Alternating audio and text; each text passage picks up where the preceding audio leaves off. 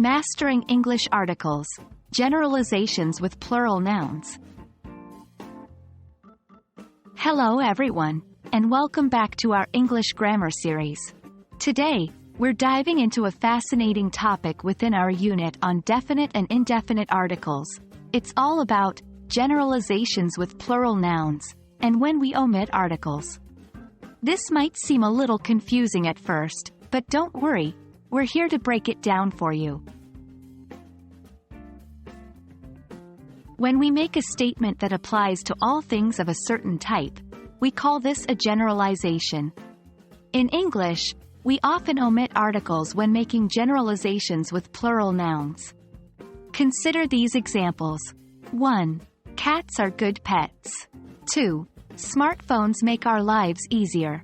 Notice that we didn't say the cats or the smartphones. We're not talking about specific cats or smartphones. Instead, we're talking about all cats and all smartphones in general. That's why we don't use an article. Let's dive a bit deeper into omitting articles with plural nouns. Remember, when we refer to all things of a certain type, we usually don't use the before plural nouns. The reason behind this is simple. The definite article, the, specifies, but here, we're talking generally.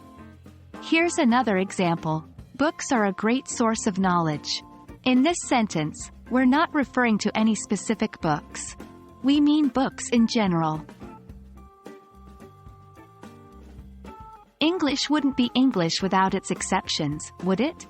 There are times when we do use the before a plural noun, even when making generalizations. This is usually when we're referring to a specific group within a general category. For instance, consider these examples. 1. The books on my shelf are all science fiction. 2. The cars in this parking lot are mostly sedans. In both these cases, we're making generalizations, but about a specific group. So, we use the before the plural noun. And there you have it. Remember, when making generalizations with plural nouns, we often omit the article. But, if we're referring to a specific subgroup within a general category, the might come into play. English can be a tricky language, but with practice, you'll master these nuances in no time. Thanks for joining us in today's lesson on generalizations with plural nouns. Keep practicing, and we'll see you in the next video.